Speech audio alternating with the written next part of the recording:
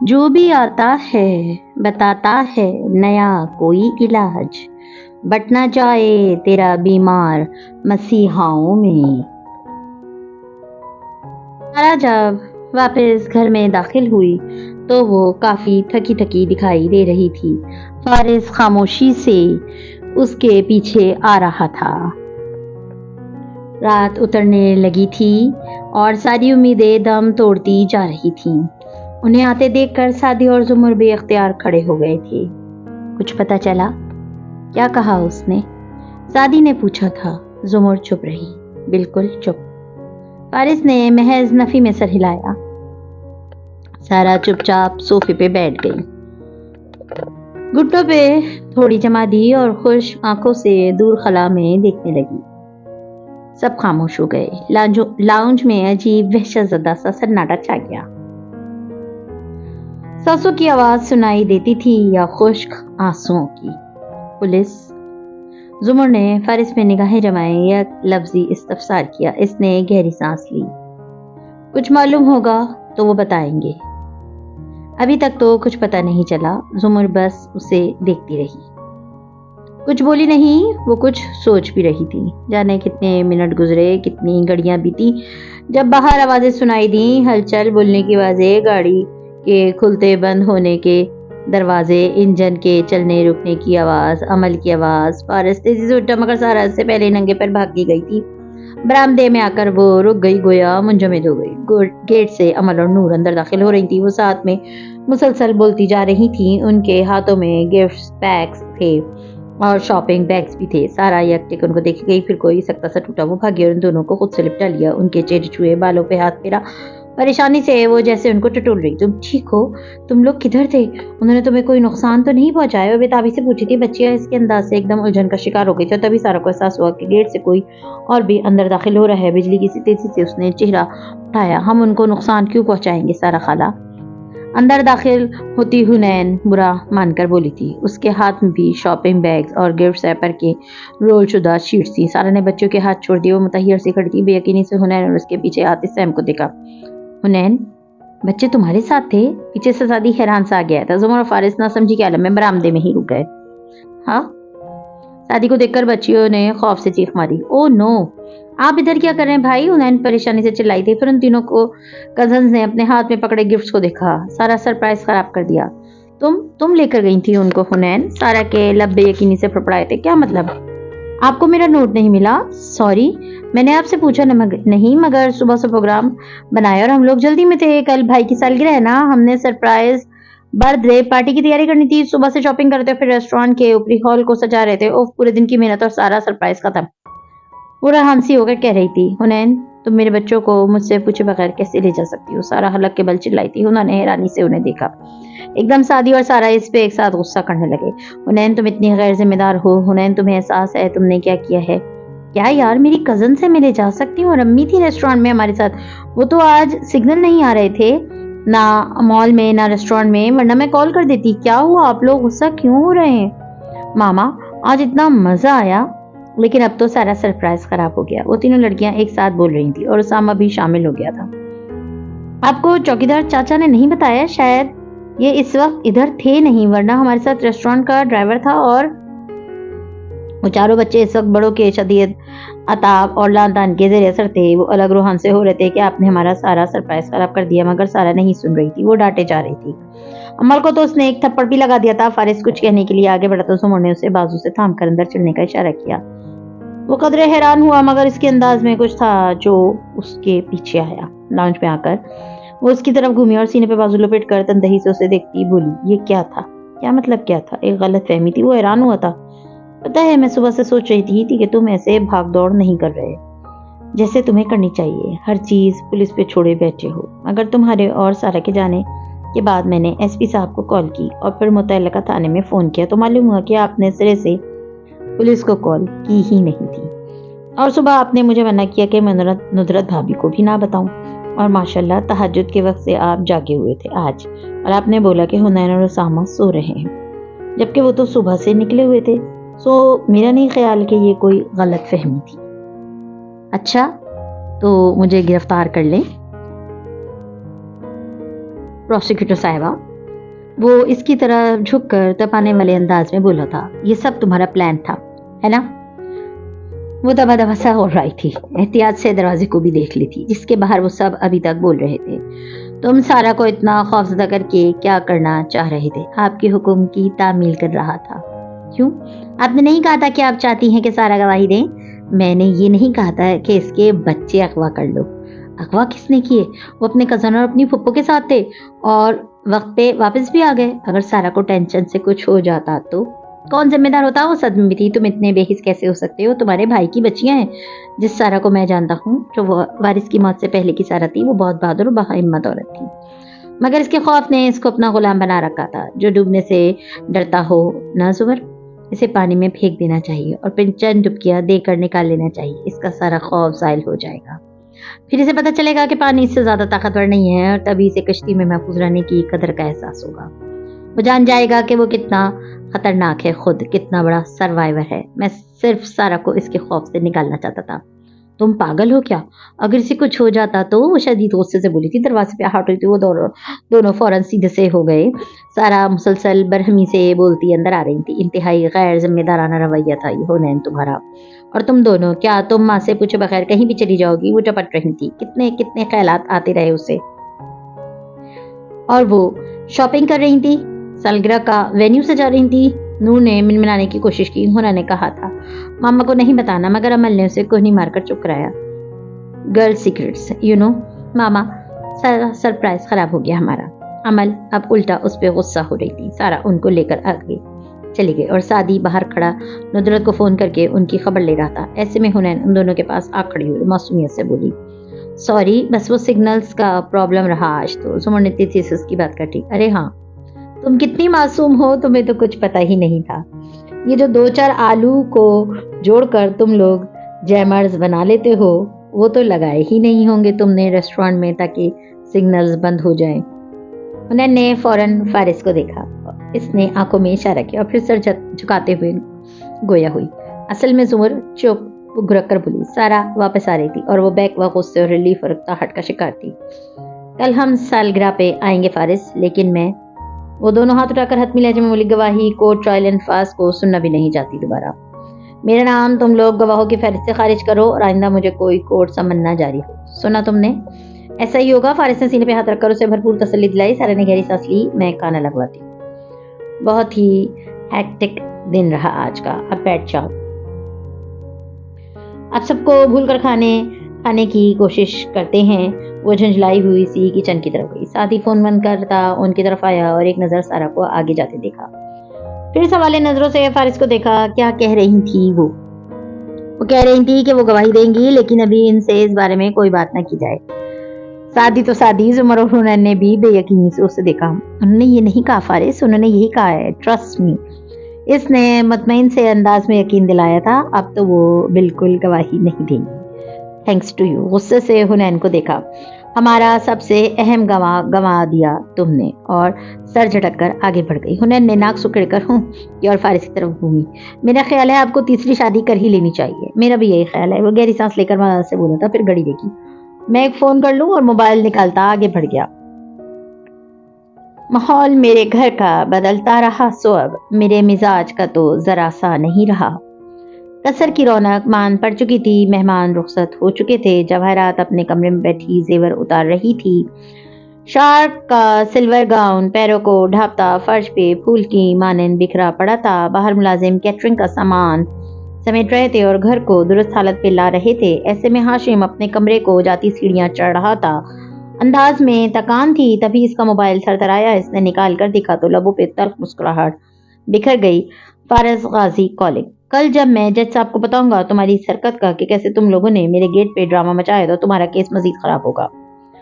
वो फोन कान से लगाए मुस्कुराकर बोलता कमरे में दाखिल हुआ और दूसरे हाथ से कोट उतारने लगा। नहीं, तुम ऐसा नहीं करोगे, फारिस गाजी मुतमईन सा बोला। बल्कि पुलिस जो फंसी के कत्ल की इंक्वायरी कर रही है, उसको भी तुम रुकवा के अपना दावा वापस ले लोगे। और मैं ऐसा क्यों करूंगा फारिस? उसने गहरी सांस लेकर पूछा था। क्योंकि एक सबूत है जो जाहिर करता है कि सादी यूसुफ ने वो 2 कत्ल सेल्फ डिफेंस में किए थे।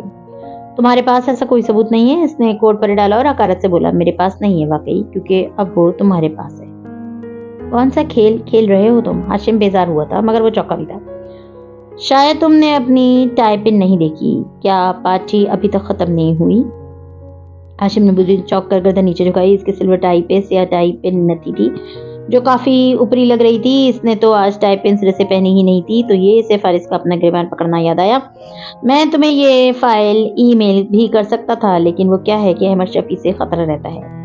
वो हर आने जाने वाली मेल पे नजर रखे हुए होता है। वो तुमसे ज्यादा तुम्हारी माँ का वफादार लगता है मुझे, इसलिए मुझे उम्मीद थी कि वो इसे तुम तक पहुंचने नहीं देगा। लेकिन चूंकि मैं तुम्हारा कजन हूँ और मुझे तुमसे हमदर्दी है, सो मैं चाहता हूँ कि तुम इसे जरूर देखो। क्या है ये? वो सख्ती से बोला था। टाइपिन उतार कर अब वो इसे उंगली में टटोल कर देख रहा था। तुम्हारी माँ का मालनामा। और लाइन डेड हो गई। हाशिम के कान से रुक गई। अब रूपीच गया। इसने गुस्से से 2-4 गालियां देख डाली। वो के वो नहीं सुन सकता था। फिर तेजी से स्टडी व्हील की तरफ आया, टैबलेट उठाया और यूएसबी का प्लग इसमें घुसाया। और वो कोई फंदा, कोई वायर, कुछ भी हो सकता था, मगर इसका माथा किसी और शायबे की बुनियाद पे चटक रहा था। स्क्रीन रोशन हुई। उस पे जवाहरात कारदार के ऑफिस का मंजर आया हुआ। वो अंदर आने वाले कैमरेमैन को खुशामदीद कह रही थी। आवाज से फंसी लगता था।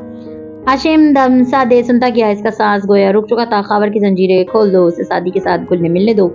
वो दोनों हमारे लिए बेकार है। मेरा बेटा ये बात नहीं समझ रहा है, इसलिए अब वक्त आ गया है कि हम खुद कोई कदम उठाएं, क्योंकि मेरा तजुर्बा कहता है वो दोनों फरार का सोच रहे होंगे। वो फटी फटी आंखों से जवाहरात के तासुरात देख रहा था। सारे अल्फाज गुडमुट हो रहे थे, मगर हो सकता है फंसी कि किसी दिन खावर शादी को कत्ल कर दे और फिर खुदकुशी कर ले। स्क्रीन पर मुस्कुराती हुई जवाहरात कह रही थी। हाशिम अपनी जगह से उठा, टैब हाथ में उठा और हाथ गुलाबी सुर्ख पड़ रहा था। तुम करोगे फंसी, और इतनी सफाई से करोगे एक रात ये सब के अगले दिन उन दोनों की लाशें मिलने के बाद तुम ये कह सकोगे कि तुम तो इस जगह थे ही नहीं। मेरे बेटे को खबर भी नहीं होगी। हाशिम को सांस नहीं आ रही थी। इसकी रंगत गजब से सुर्ख पड़ रही थी। वो टैब हाथ में लिए धड़ाधड़ सीने उतर रहा था। बार बार आस्तीन से पेशानी साफ करता, उसे पसीना भी आ रहा था। जवाहरात के कमरे का दरवाजा इसने जूते की ठोकर से खोला था। वो जो सिंगार में इसके सामने बैठी थी चौंक कर गर्दन घुमाई, हैरत से उसे देखा। तुम्हें क्या हुआ है? हाशिम ने टैबलेट इसके सामने जाकर पटका। ये क्या है मम्मी? इसके सर पे खड़ा उसे घूरते हुए वो घबराया था। गर्दन पे मॉइस्चराइजर मलते जवाहरात के हाथ सुस्त हुए। इसने एक नजर टैबलेट की स्क्रीन पे चलती वीडियो को देखा और फिर चेहरा उठाकर हाशिम को देखा। क्या है ये? इसकी रंगत धीरे धीरे बुझ रही थी। आपने फसी को हुक्म दिया था उन दोनों को मारने का? जवाहरात ने बहुत सा थूक निकला और टिश्यू निकालकर हाथ पोंछने लगी। मैंने जो भी किया था बहुत सोच समझ कर तुम दोनों के लिए किया था। वो ठहरे हुए अंदाज में बोल रही थी। जब से आबी के पास इस वीडियो की मौजूदगी का से पता चला था, वो खुद को इस लम्हे के लिए तैयार करती आई थी। मम्मी, हाशिम ने बेयकीनी से उसे देखा। आप ये सब कैसे कर सकती हैं? अगर ये सब हो जाता तो हम आज इस मैस में ना होते। वो जवाबन झिड़क कर बोली थी। ना कोई गवाह बचता, ना कोई सबूत। ये सब तुम्हें करना चाहिए था, मगर तुमने नहीं किया, तो इस खानदान की हिफाजत के लिए मुझे ये कदम उठाना पड़ा। और मुझे ऐसे मत देखो, मैं तुम्हारी माँ हूँ। अपने खानदान के लिए मुझे जो ठीक लगा मैं करूंगी। आपने मुझे धोखा दिया। आपने मेरी पीछे इतना बड़ा काम किया, हारून को राजदार बनाया, मुझे नहीं। वो गुस्से और सदमे से नफी में सर हिला रहा था। इसकी आंखों में बहुत सी टूटी किरचियां थी।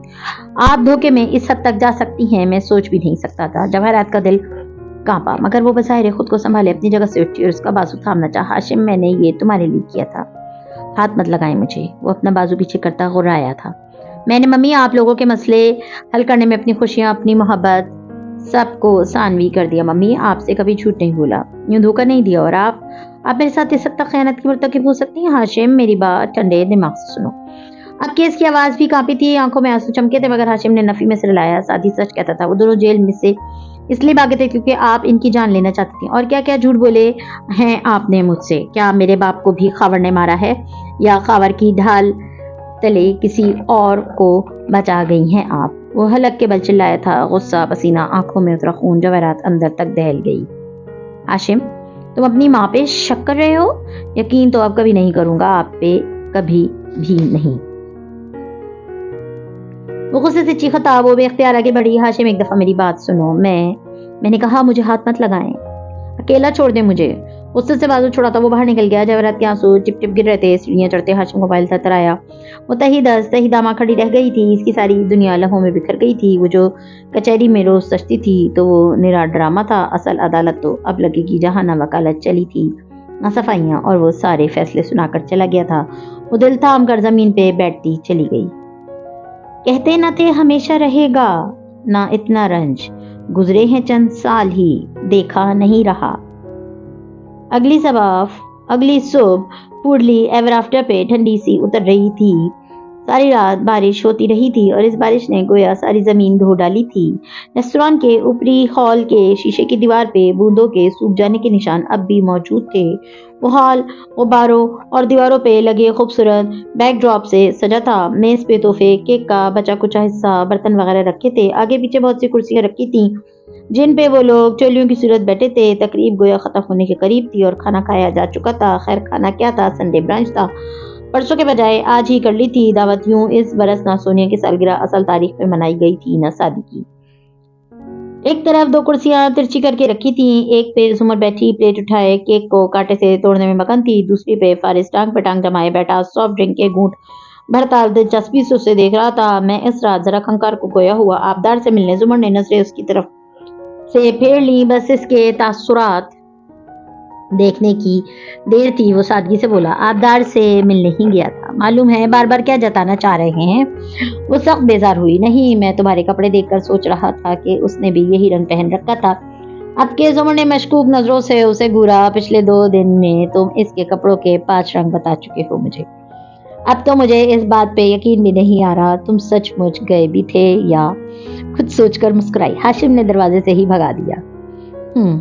उसकी इतनी मजाल। वो बड़बड़ा कर गोया बुरा मानता हुआ रुख फिर गया। वैसे है तो वो तुम्हारा कजन, लेकिन एक बात है, इसकी क्लास, इसका ग्रेड, इसका मुखालिफ को वो मुस्कुराकर चित कर देने का अंदाज, ये सब तुम में उस जैसा नहीं है। मैं सोचती हूँ हाशिम अगर अच्छा आदमी होता तो मैं इसकी सबसे बड़ी फैन होती।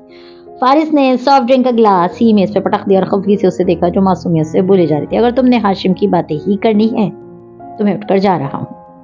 जलते हो से एक और सवाल। वो जवाब दिए बिना उसे घूरते हुए उठा और आगे बढ़ गया। जुमर मुस्कुराहट दबाए केक का बकिया हिस्सा खाने लगी। अब आया था असल मजा। इनसे हटकर देखो तो एक तरफ चोली बनाकर हुनैन और उसकी दोनों कजन्स बैठी नहीं और वो वी के निशान बनाकर सेल्फी ले रही थी। सारा नजर जकिया बेगम भी खुशगवार मूड में गुफ्तगू में मगन थी। ऐसे में सिर्फ सादी था जो एक टेबल के गिर्द अकेला बैठा मोबाइल पे लगा था। वो उदास था और खामोश था। फारिस इसके करीब आकर बैठा तो इसने महज सर उठाकर उसे देखा, फिर दोबारा फोन को देखते हुए बोला, प्रोसिक्यूशन ऑफिस से कॉल आई थी।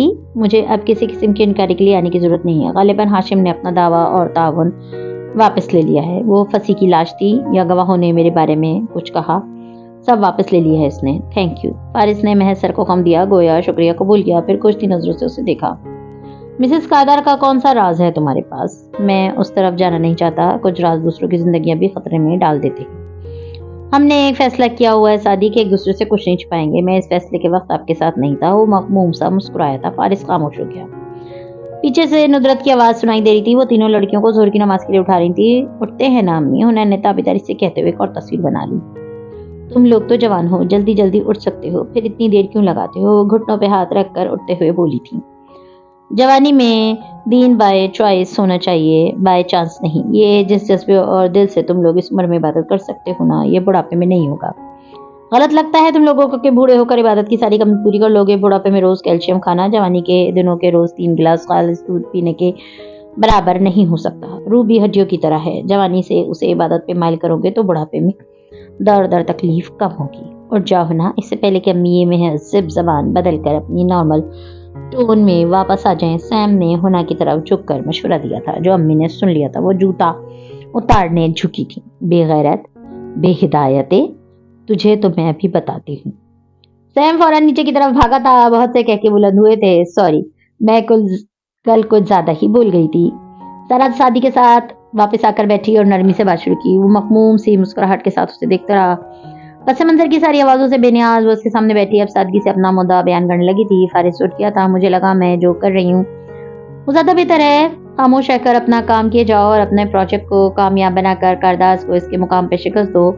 पॉजिटिव एनर्जी से ग्रेटर गुड के लिए काम करो। मसलहत पसंदी, एहतियात, थोड़ी सी बुजदिली, ये सब था मेरे अंदर, मगर मुझे हमेशा लगा कि मैं सही इंतखाब कर रही हूँ। सारा खाला वो इसी उदास मुस्कुराहट से उसे देखते हुए बोला था। वैसे तो अल्लाह का कुरान सारे का सारा बहुत खूबसूरत है, लेकिन कुछ आयत दिल पे किसी और ही तरह से असर करती है। मैं आपको बताऊं मेरी सबसे पसंदीदा आयत कौन सी है? अगर हुनैन सामने होती तो हर रोज अपनी पसंद बदलने पे इस पे 2-4 फतवे तो ठोक ही देती, मगर सारा मुस्कुराकर उसे देखती सुनती गई।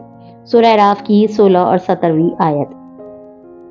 जब अल्लाह ताला ने शैतान को जन्नत के बागों से धुतकार कर दुनिया में भेजा और उसे मोहलत दी तो इसने कहा, جیسا تو نے مجھے گمراہ کیا ہے میں بھی ضرور ان کی طاق میں تیری سیدھی راہ پہ بیٹھوں گا، پھر ان کے پاس، ان کے آگے، ان کے پیچھے، ان کے دائیں اور ان کے بائیں سے آؤں گا، اور تو اکثر کو ان میں سے شکر گزار نہیں پائے گا۔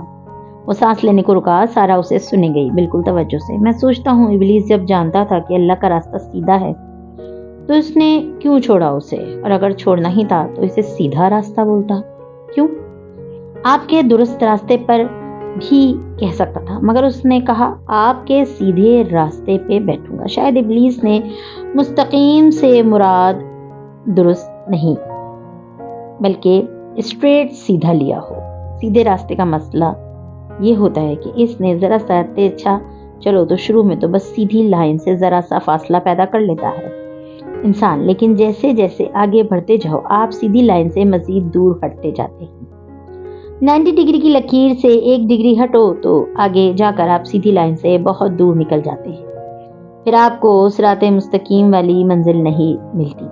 راستہ بدلتا ہے تو منزل بدل جاتی ہے، اور اس راستے سے ہمیں ادھر ادھر ہٹانے کے لیے شیطان کئی طریقوں سے ہم پہ حملہ آور ہوتا ہے۔ سب سے پہلے وہ آگے سے آتا ہے، آگے مستقبل ہوتا ہے، وہ ہمیں مستقبل کا خوف دلاتا ہے، یہ کرو گے تو تمہارا کریئر نہیں بنے گا، تمہاری فیملی کا کیا ہوگا، سارا کا چہرہ جھک گیا، تمہاری شادی نہیں ہوگی، تم یہ اچھا کام کرو گے تو بالکل اینٹی سوشل ہو جاؤ گے۔ پھر وہ ہمارے پیچھے سے آتا ہے، ہمیں ماضی کا کام دلا کر ان کی گلٹ میں ایسا مبتلا کرتا ہے کہ ہم کوئی اچھا کام کرنے کے قابل ہی نہیں رہتے۔ وہ کہتا ہے تمہارے تو ماضی میں اتنے افیئر رہے، اب تو تمہاری شادی بھی اپنے جیسے بد کردار سے ہوگی، تم نے ماں باپ کا اتنا دل دکھایا، اب تو تم کبھی ہدایت پا ہی نہیں سکتے، تم نے نمازیں چھوڑی اب تو تم کبھی واپس نیک ہو ہی نہیں سکتے۔ اس کے بعد وہ دائیں سے آتا ہے، ہمیں اچھے کاموں کی ترغیب دیتے اور ہم سے گناہ کرواتا ہے، ثواب کا جھانسا دے کر بدعتیں کرواتا ہے، نئے نئے دین میں داخل ہونے والوں کو کہتا ہے کہ اسلام تو ساری خواہشات مارنے کا نام ہے، سو ٹاٹ پہ سو اور روکھی سوکھی کھاؤ، جو رشتہ حرام کا کھاتا ہے اس سے قطع تعلق کر لو، سب سے پہلے ماں باپ کو ان کے گناہوں پہ ٹوکو، ہر وقت دوسروں کے عیوب پہ ان کی نصیحت کرو، اور ایسے کئی غلط کام وہ ہمیں دین کہہ کر کرنے کی ترغیب دیتا ہے۔ ان تینوں راستوں کے بعد وہ آتا ہے بائیں سے۔ ہم سمجھتے ہیں کہ وہ صرف آتا ہی بائیں سے، مگر شیطان کا یہ آخری راستہ ہوتا ہے، وہ ہمیں برے کاموں کی ترغیب دیتا ہے، جھوٹ، چوری، قتل، فحش کام، یہ سب وہ آخر میں کرواتا ہے۔ جب اس کو ہمارے بگڑنے میں کوئی شک نہیں رہ جاتا وہ ان کاموں سے شروع بھی نہیں کرتا۔ آدم علیہ السلام اور بی بی حوا کے پاس بھی وہ آگے سے آیا تھا، ان کو مستقبل کا ایک دل فریب خواب دکھایا تھا۔ سو شیطان والے کام صرف غلط کام نہیں ہوتے بلکہ مستقبل کا خوف، ماضی کا غم اور نیکی میں انتہا پسندی بھی شدید کا جھانسا ہوتی ہے۔ تو پھر قصور ہمارا ہوا یا پھر شیطان کا؟ وہ گہری سانس لے کر بولی تھی۔ وہ ہلکا سا مسکرایا۔ شیطان تو صرف کہتا ہے، کرتے تو ہم خود ہیں۔ ہم سب آپ کو کہتے رہے، گواہی دے، آپ نے نہیں مانی بات۔ انسان اپنے آپ کو خوب جاننے والا ہوتا ہے، لیکن اس سب کا یہ مطلب نہیں تھا کہ شیطان کے آگے ہم بے بس ہیں۔ کیا آپ نے نوٹ نہیں کیا کہ شیطان نے 4 سمتوں کا ذکر کیا ہے، آگے پیچھے دائیں بائیں، مگر 2 راستے اس نے کھلے چھوڑ دیے، اوپر اور نیچے کا راستہ۔ اس نے انگلی سے آسمان کی طرف اشارہ کیا، اوپر ہے دعا کا راستہ اور نیچے اس نے نیچے کی جانب انگلی موڑی، نیچے ہے سجدے کا راستہ۔ وہ ان 2 راستوں پہ نہیں بیٹھ سکتا۔ جانتی ہیں اس نے اپنے 4 راستے کہہ کر کیا کہا اللہ سے؟ اس نے کہا آپ انسانوں کی اکثریت کو شکر گزار نہیں پائیں گے۔ تو سارا خلا نہ سارے مسئلوں کا حل ہے شکر، اور شکر کہتے ہیں قدردانی کو۔ جو کشتی میں بچے رہنے کی عافیت کی قدر کرتا ہے اسے ڈوبنے کا خوف نہیں ہوتا۔ جو گمراہی کے بعد ہدایت پا لینے کی قدر کرتا ہے اور زیادہ سے زیادہ نیکی کرنے کی کوشش میں لگا رہتا ہے، ماضی کے گناہ اس کو غمزدہ نہیں کرتے۔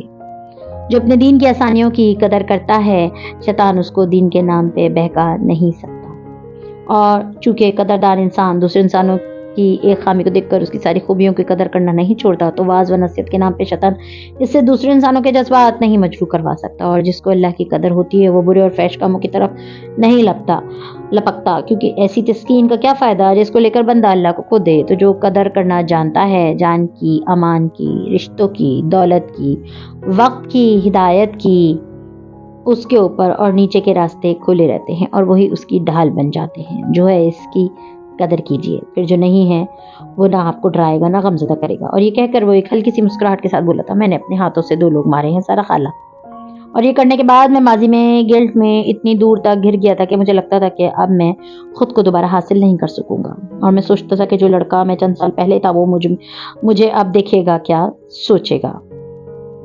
مگر سارا خالہ، وہ لڑکا اس سب سے نہیں گزرا تھا جس سے میں گزرا ہوں، اس لیے اب اپنے فیصلوں کی قدر کرنا چاہتا ہوں۔ وہ انسانوں کی جان نہیں لی میں نے، میں نے بلکہ ایک انسان کی یعنی اپنی جان بچائی ہے ان سے. یہ برا کام نہیں تھا. میں نے اپنے غم سے نکل رہا ہوں, آپ بھی اپنے خوف سے نکل آئیں. سارا نے اس بات میں سر ہلایا. سادی پہ جمی اس کی نظروں میں ننھے تارے چمک رہے تھے. میں گواہی دوں گی سادی, وہ ایک عزم سے بولی تھی. میں سچ بولوں گی کورٹ میں, اور میں نہیں جانتی کہ اس کے بعد ہاشم میرے اور میرے بچے کے ساتھ کیا کرے گا. لیکن اگر بہت سی ماؤں کے بچوں کو بچانے کے لیے قدم ضروری ہے تو ٹھیک ہے, ہم جگر آزماتے ہیں اور اسے تیر آزمانے دیتے ہیں. وہ مسکرا کر بولا تھا. بہت سا بوجھ کندھوں سے ہٹا تھا. روشنی بس تھوڑی دور دکھائی دے رہی تھی. اب تم ان کو یہیں چھوڑ کر قصر کردار میں جاؤ. تو ڈائننگ روم میں سربراہی کرسی پہ ہاشم بیٹھا اتوار کا لیٹ ناشتہ کر رہا تھا. ساتھ بیٹھی بجھی تھی جواہرات صرف چائے کے گھونٹ بھر رہی تھی, اور دوسری جانب بیٹھا نوشیروہ چمبے سے ہاشم کو دیکھ رہا تھا. سو آپ ممی سے اس لیے خفا ہیں کیونکہ ممی نے سادی کو مروانے کا حکم دیا. اسی سادی کو بھائی جسے میں نے گولیاں ماری تھی اور آپ نے ہسپتال سے اغوا کروایا تھا, وہ جتا کر بولا تھا ممی نے مجھے دھوکہ دیا اور یہ بھولنے میں مجھے کچھ وقت لگے گا. وہ ماں کو نظر انداز کر کے درشتی سے بولا تھا. جواہرات کی آنکھوں سے آنسو ٹوٹ کر گرا.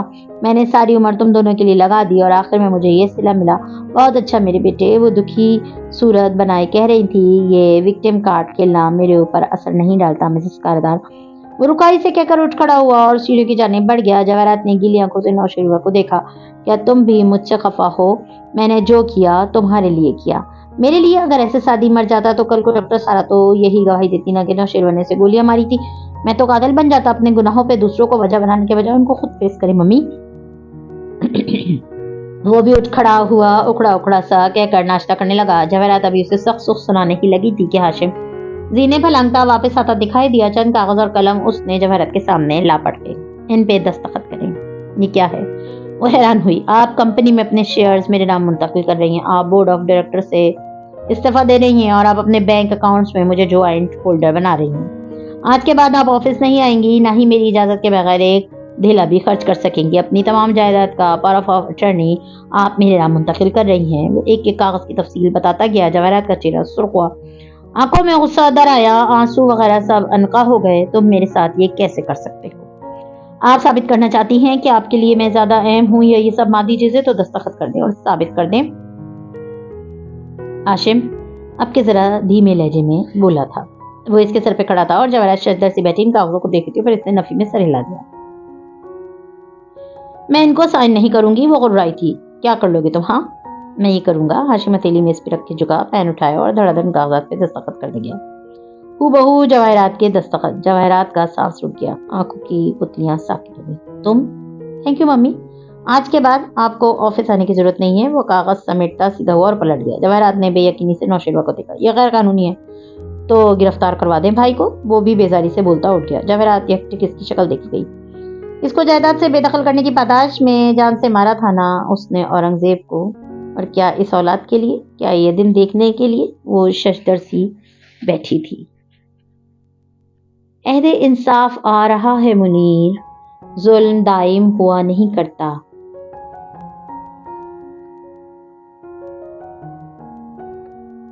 اس دوپہر گرمی کا زور گویا ٹوٹ سا گیا تھا. صبح پھر بارش ہوئی تھی اور موسم ٹھنڈا مگر حبس آلود ہو گیا تھا. ایسے میں کمرہ عدالت میں بھی گھٹن سی تھی, مگر کارروائی اتنی دلچسپ جا رہی تھی کہ محسوس نہ ہوتا تھا. زمر کچہرے میں کھڑی سارا سے سوال پوچھ رہی تھی اور فارس پچھلی نشستوں پہ ٹانگ جمائے بیٹھا تھا. کبھی وہ سارا کو دیکھتا, کبھی اپنے قریب مگر دوسرے کالم میں بیٹھے الیاس فاطمی کو. آج دو اہم پیش گواہ ہوئے تھے اور فارس غازی کافی مطمئن نظر آتا تھا. اور آپ کو یقین ہے کہ وہ کرنل خاوری تھا جس نے آپ کے گھر آ کر آپ کو دھمکایا؟ زمر پوچھ رہی تھی. کچہرے میں کھڑی سارا نے سفید لباس پہن رکھا تھا اور چہرہ بھی سفید مگر سب پاٹ سا لگ رہا تھا. نظر اعتماد سے زمر پہ جمایا. اس نے اس بات میں سر ہلایا. جی وہ وہی تھا. زمر واپس گھومی اور ہاشم کو اشارہ کیا. Your witness. وہ کوٹ کا بٹن بند کرتا اٹھا اور اپنے چمکتے ہوئے جوتے فرش پہ آگے بڑھاتا سارا کے سامنے آ کھڑا ہوا. ڈاکٹر سارا, ہم نے آپ کا پورا بیان بہت تحمل سے سنا. وہ رسان سے اس کی آنکھوں پہ نظریں جمائے کہہ رہا تھا. اب آپ سے میں کچھ سوال پوچھنا چاہوں گا تاکہ عدالت خود فیصلہ کرے کہ سچا کون ہے اور جھوٹا کون. کیا آپ جواب دینے میں کمفرٹیبل ہیں؟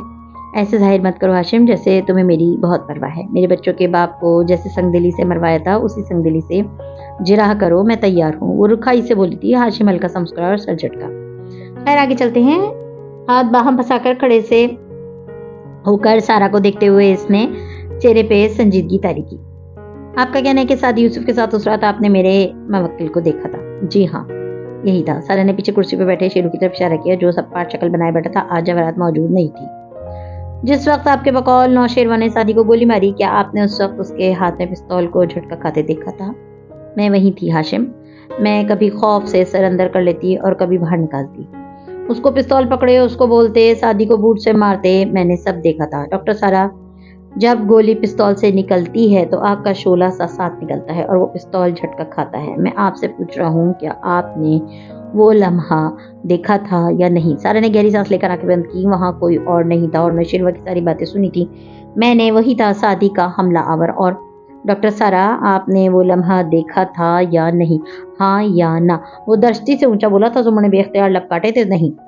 سارا کی آواز دھیمی ہوئی۔ اوکے، بات ختم۔ آپ نے نوشیروان کو گولی چلاتے نہیں دیکھا تھا۔ وہ سر ہلا کر کہہ رہا تھا، ڈاکٹر سارا، آپ بائی پروفیشن ایک اہم پروجیکٹ کی ہیڈ ہے، ایک حساس درے کی سائنسدان ہیں۔ آپ کی انگلیوں کی چند کلکس کی مار ہے ڈرون پروگرام۔ آپ تو راکٹ سائنٹسٹ ہیں۔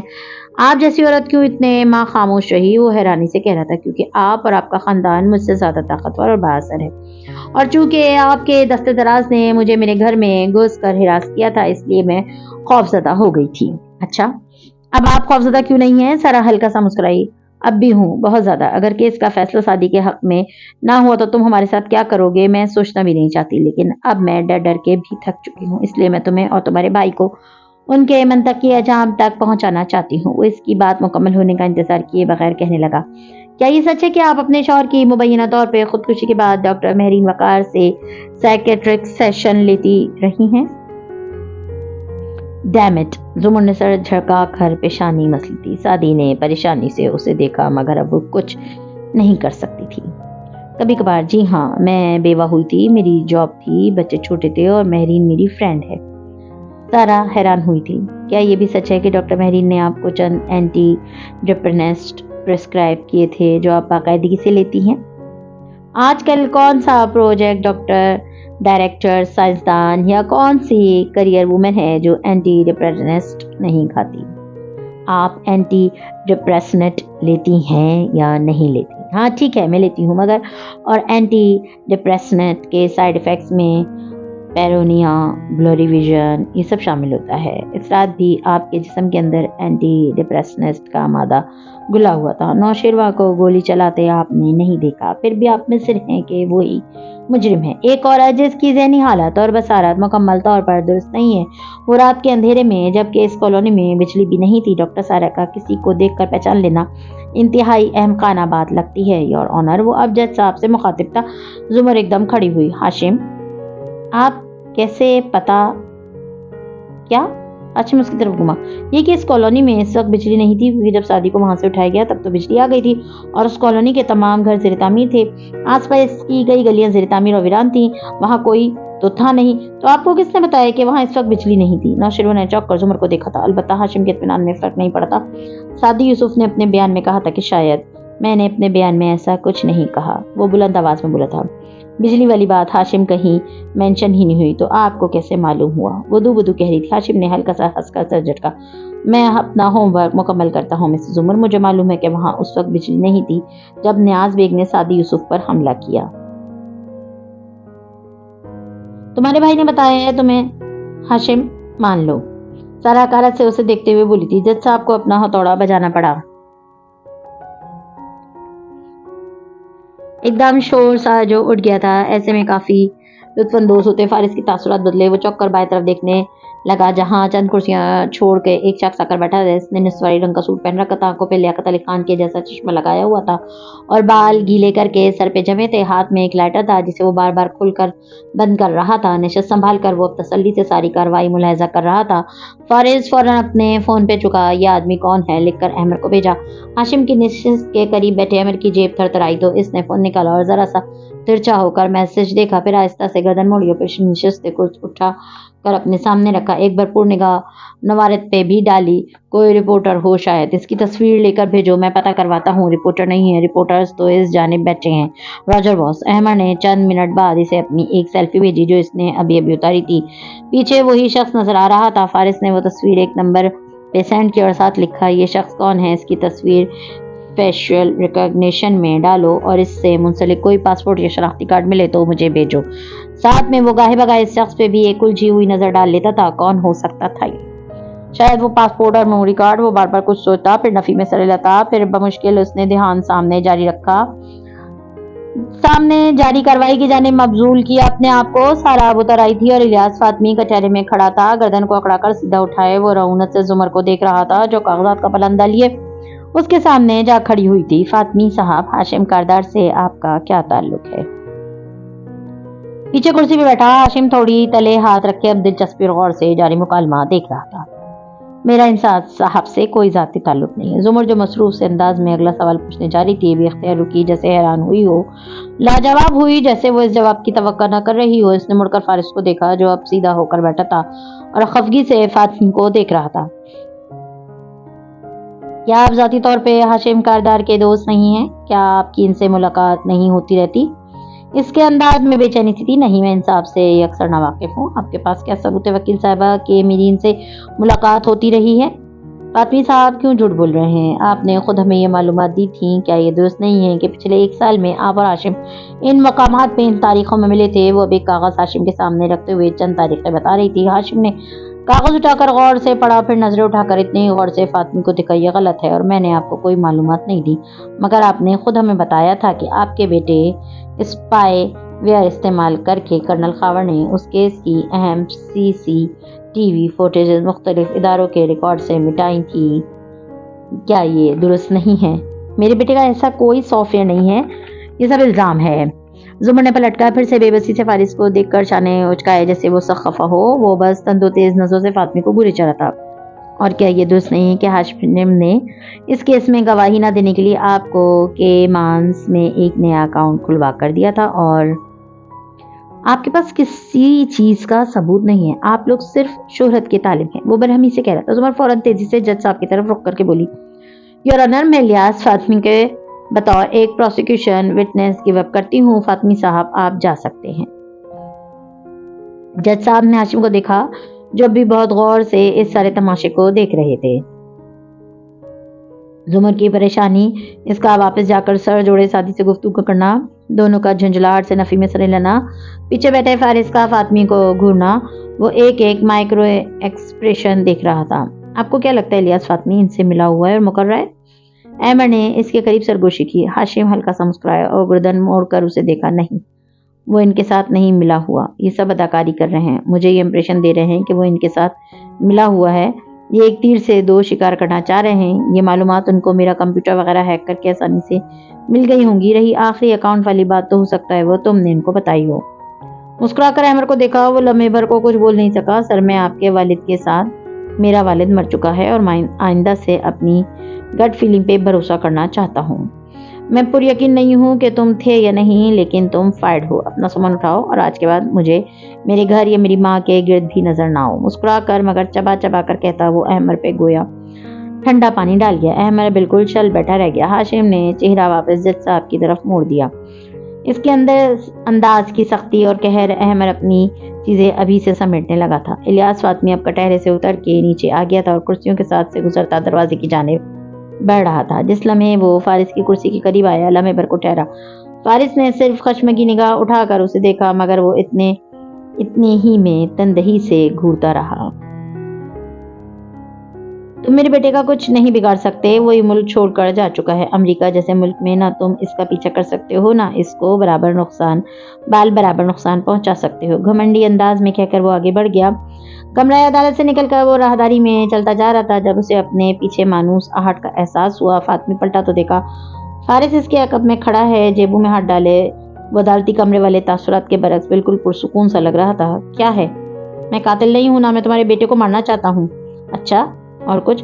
وہ خوش سے انداز میں بولا اور کلائی پہ بندی گھڑی دیکھی۔ میرا ایک بھائی تھا الیاس صاحب، اور وہ ایک اچھا آدمی تھا، وہ سچ بولتا تھا، ایمانداری سے اپنا کام کرتا تھا، لیکن پھر اس کو اس دنیا سے جانا پڑا۔ اس کو پنکھے سے لٹکا کر ہاتھ پاؤں باندھ کر اس کی گردن توڑی گئی، کیونکہ تمہارا لاڈلا بیٹا ایک مہنگی کار کا خواہشمند تھا۔ وہ بولا تو اس کی آواز دھیمی تھی اور اس میں زمانوں کا دکھ سمویا تھا۔ اس کا ناز نخرا اٹھانے والے باپ نے میرے بھائی کو بیچ دیا اور کار خرید لی۔ یہ سب کچھ آج جہاں ہم ہیں اور جہاں تم ہو، یہ سب تمہارے بیٹے کی ایک کار کی وجہ سے ہوا ہے، اس کی ایک اندھی خواہش کی وجہ سے، تو سزا تو اس کو بھگتنی ہوگی۔ تم میرے خاندان کا کچھ نہیں بگاڑ سکتے، وہ اب اس ملک میں نہیں ہے، میں جانتا ہوں۔ وہ امریکہ پہنچ چکا ہے، وہی امریکہ جس کی ریاست ورجینیا میں اس کی کمپنی کا ڈیٹا سینٹر موجود ہے۔ اب کہ وہ مسکرایا تھا، لمحے بھر کو فاطمی سمجھ نہ سکا کہ وہ کیا کہنا چاہ رہا ہے۔ میں اس کو مارنا نہیں چاہتا تھا، وہ بس بہت عرصے سے امریکہ واپس نہیں جا رہا تھا، میں صرف اسے واپس بھیجنا چاہتا تھا تاکہ جب غیر قانونی اسپائی ویئر کے لیے امریکہ مٹی استعمال کرنے پہ FBI اس کو گرفتار کرے تو وہ امریکہ میں موجود ہو۔ جس وقت تم اپنی گواہی دے رہے تھے، اس سے 3 گھنٹے پہلے تمہارا بیٹا گرفتار ہو چکا ہے۔ چند گھنٹوں میں تم تک آفیشیل خبر بھی پہنچ جائے گی۔ FBI کی سب سے اچھی بات یہ ہے کہ وہ چھوٹی سے چھوٹی ٹپ کو بھی نظر انداز نہیں کرتے۔ واٹ الفاظ اس کے لبوں پہ ٹوٹ گئے۔ وہ بالکل سنسا فارس غازی کا چہرہ دیکھ رہا تھا۔ فارس 2 قدم آگے آیا، ہمدردی اور تعصب سے فاطمی کے شانے کی گردن جھاڑی، پھر اس کی ٹائی کی نوٹ ذرا کسی نادیدہ سلوٹ ہاتھ پھیر کر دور کی اور اسی ملال سے کہنے لگا، وہ تمہارا اکلوتا بیٹا ہے اور فیڈرک کورٹ میں اس پہ ایک طویل مقدمہ چلنے والا ہے۔ اس کا مسلمان ہونا اس کے لیے نقصان دہ ثابت ہوگا۔ اب تمہیں وہاں جانا ہوگا، یہاں سے استعفیٰ دے کر، اور وہ ساری دولت جو تم نے میرے بھائی کو بیچ کر بنائی تھی۔ الیاس فاطمی، اب تم اس کی ایک پائی جوڑ کر امریکہ کے مہنگے وکیلوں کی فیسیں بھرنے میں لگے رہو گے، اور اس کے بعد بھی اس کے رہا ہو جانے کی امید کم ہوگی۔ سو اب تم اپنے آفس جاؤ اور وہ کرو جو میں نے کہا تھا۔ اس کے کان کے قریب چہرے لے جا کر وہ دھیرے سے بولا، اپنا استعفیٰ لکھو۔ الیاس فاطمی، مجھے تمہارا استعفیٰ چاہیے۔ تم جھوٹ بول رہے ہو، بکواس کر رہے ہو، ایسا کبھی نہیں ہوگا۔ اس کا سکتا ٹوٹا تھا، وہ غصے سے اس پہ غرایا تھا اور پھر موبائل نکالتا تیزی سے آگے بڑھ گیا، اور وہ پریشانی سے کسی کو کال ملا رہا تھا۔ اس کی رنگت بدل رہی تھی اور وہ بار بار بے یقینی سے نفی میں سر ہلاتا تھا۔ پسینے کے ننھے قطرے اس کی پیشانی پہ بکھرے تھے اور فارس غازی سینے پہ بازو لپیٹے ملال سے اسے جاتا ہی دیکھ رہا تھا۔ اسے لگا تھا کہ یہ وہ منظر ہے جو وہ دیکھنا چاہتا تھا۔ اسے یہ منظر دیکھ کے اچھا محسوس ہو رہا تھا اور وہ کچھ بھی محسوس نہیں کر پانا چاہ رہا تھا۔ کیوں دل جلائیں کر کے کسی سے بھی اب سخن، جب گفتگو کا کوئی سلیقہ نہیں رہا۔ وہ شام جب شہر پہ اتری تو اس میں بارش کے بعد کی گیلی مٹی کی سوندھی سی خوشبو رچی بسی تھی۔ ایسے میں سعدی یوسف فوڈلی ایور آفٹر کے نیچے والے ریسٹورانٹ ایریا میں کھڑکی کے ساتھ بیٹھا تھا اور سامنے لیپ ٹاپ کھلا رکھا تھا۔ کل سے اپنی جاب پہ واپس جانا تھا اور وہ اس وقت اسی کی تیاری کر رہا تھا۔ ریسٹورانٹ کے باہر اب ایک اور لڑکا پھولوں کا اسٹال لگاتا تھا۔ گل خان اور اس کا خاندان 2 ماہ قبل سے افغان باشندوں کے ساتھ ڈپورٹ کر دیا گیا تھا۔ سعدی کام کرنے کے بجائے کتنی دیر باہر نظر آتے ان پھولوں کو دیکھتا رہا تھا۔ پرانے لوگ آہستہ آہستہ جا رہے تھے، نئے لوگ آ رہے تھے، اور ہر گزرتے دن ہم سب بھی تو ایک نئے انسان میں ڈھل جاتے ہیں۔ وہ انسان جس کو بعض دفعہ پہچاننا بھی مشکل ہو جاتا ہے، ایسا انسان جس کے بارے میں ہمیشہ سوچا جاتا تھا کہ ہم تو یہ نہیں بنیں گے، مگر قسمت کے آگے سب بے بس تھے۔ اب نہیں کرنا۔ سعدی نے نفی میں سر ہلا کر خود کو ٹوکا، پھر کام کی طرف توجہ مبذول کرنی چاہیے، مگر فون بجنے لگا۔ اس نے اٹھا کے دیکھا، ایک نیوز چینل کے رپورٹ کی طرف سے پیغام آیا تھا کہ 8 بجے والے شو میں اس کو لائیو لائن پہ لیں گے۔ اسے عدالت میں کیس کی پیروی کرنے کا کوئی فائدہ ہے بھی نہیں، اس موضوع پہ بات کرنی ہوگی۔ چھوٹے گھنگریالے بالوں والے لڑکا اداسی سے اس پیغام کو دیکھے گیا۔ کیا عدالت میں کیس کی پیروی کرنے کا، اپنے اور اپنے خاندان والوں کو سر عام رسوا کرنے کا، ان کو کتنے لوگوں کی بندوقوں کی تان پہ لے آنے کا کوئی فائدہ تھا؟ کیا ظاہر وکلا کے دلائل کا کوئی توڑ تھا؟ سچ اور حق پہ ہونے کے باوجود کیس مسلسل ہارنے کی پوزیشن میں ہونا اور اپنے ہر ثبوت کا ہاشم کے ہاتھوں مشکوک بنائے دینا، کیا اس سب سے نجات کا کوئی راستہ تھا؟ اس کے پاس ان سوالوں کے کوئی جواب نہ تھے۔ اس نے خاموشی سے فون آف کر دیا اور لیپ ٹاپ کی طرف توجہ مبذول کر دی۔ اسے خاموشی سے اپنا کام کرنا تھا۔ ہجر ہے میرے 400، ہجر کے 400 خلا، میں بھی نہیں میرے قریب، تیرا تو خیر ذکر کیا۔ ڈاکٹر اسماعیل حسن اپنے گھر میں بنی چھوٹی سی لائبریری میں اس وقت بیٹھے تھے۔ ان کے سامنے مطالعے کے لیے چند کتب کھلی تھیں اور وہ بہت انہماک سے اپنے کام میں مصروف تھے جب ان کی بیٹی نے اندر جھانکا۔ بابا، انہوں نے سر اٹھایا۔ وہ سفید داڑھی اور صاف ستھری شلوار قمیض پہنے شفیق اور مہربان چہرے والے انسان لگتے تھے۔ بیٹی کو دیکھ کر مسکرائے۔ جی بیٹا، میرا ایک پرانا کلاس فیلو آپ سے ملنا چاہتا ہے۔ وہ قدرے متذب تھی، لیکن میں چاہتی ہوں کہ آپ اس کو جج نہ کریں۔ وہ آج کل پوری دنیا میں اتنا تماشا بنا ہوا ہے کہ بہت مشکل سے میں نے اس کو راضی کیا ہے وہ آپ سے بات کر لے۔ میں وہ ان کو سمجھا رہی تھی۔ ٹھیک 10 منٹ بعد وہ نوجوان اندر داخل ہوا۔ ڈاکٹر اسماعیل نے اسے ایسے دیکھا جیسے ہر نئے ملنے والے کو دیکھتے ہیں۔ مسکرا کر اٹھے اسے خوش آمدید کہا۔ وہ تو متذب سا لگتا تھا، لباس اچھا تھا اور بالوں پر اسپائکس کی صورت اٹھا رکھے تھے، آنکھوں تلے گہرے ہلکے تھے، کلائی میں چند بینڈز پہن رکھے تھے۔ وہ اسی تذبذب سے ان کے سامنے بیٹھا تو انہوں نے پوچھا، کیا نام ہے آپ کا؟ نوشیروہ کاردار، اس نے جھجک کر بتایا۔ ٹی وی پہ ذکر تو سنا ہوگا آپ نے میرا؟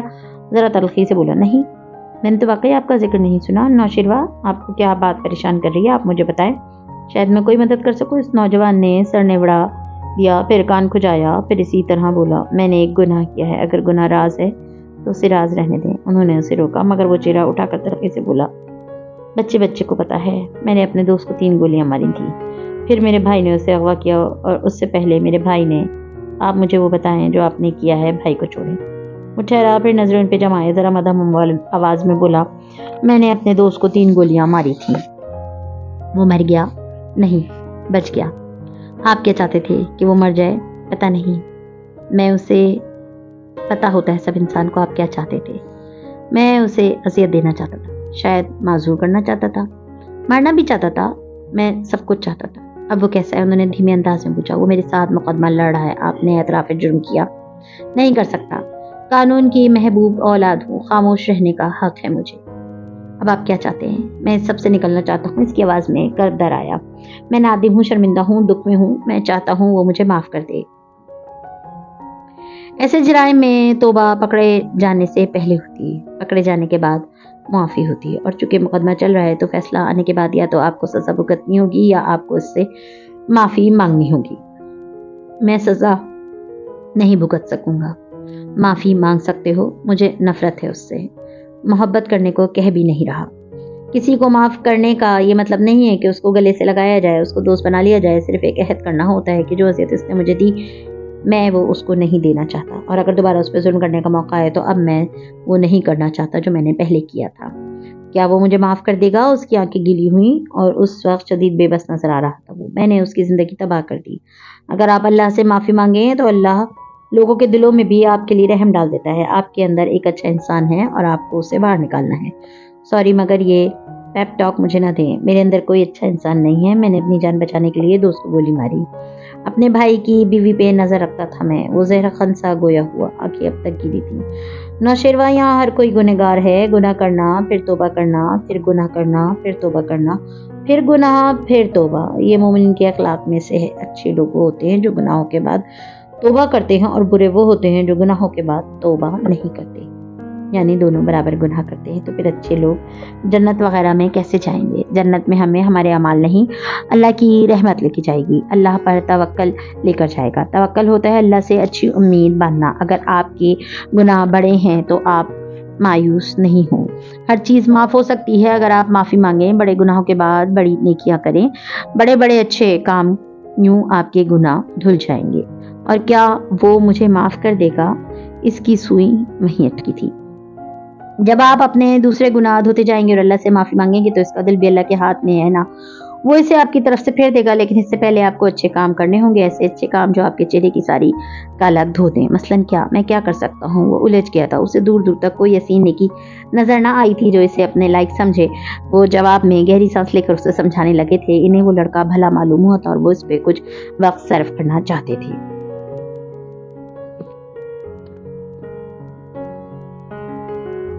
اس صبح ہاشم اپنے آفس میں بیٹھا تھا، کرسی پہ پیچھے کٹیک لگائے وہ چھت کو دیکھتے ہوئے کچھ سوچ رہا تھا۔ فون پہ الیاس فاطمی کے لاتعداد پیغام اور کالز کو وہ مکمل طور پہ نظر انداز کیے ہوئے تھا۔ وہ اس شخص سے کسی بھی قسم کا تعلق فی الحال افورڈ نہیں کر سکتا تھا۔ سر رئیس نے اندر جا کہا۔ ہاشم چونک کر سیدھا ہوا، پھر اسے بلایا۔ عدالتی سماعت کا وقت ہونے والا ہے، لیکن اگر آپ کے پاس چند منٹ ہوں تو۔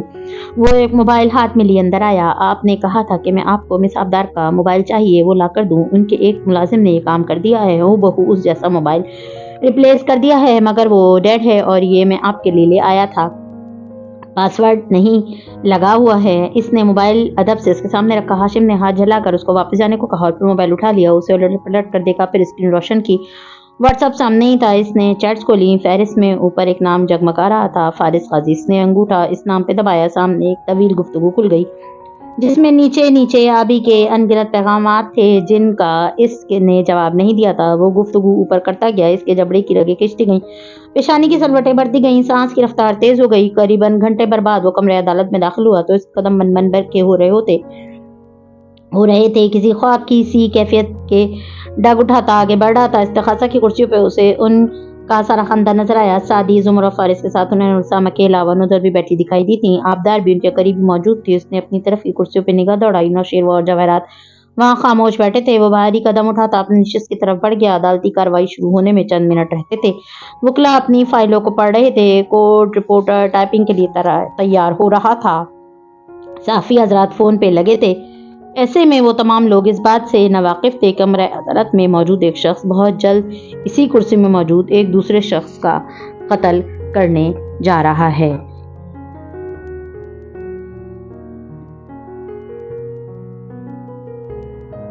مزید ویڈیوز دیکھنے کے لیے ہمارے چینل کو سبسکرائب کیجیے۔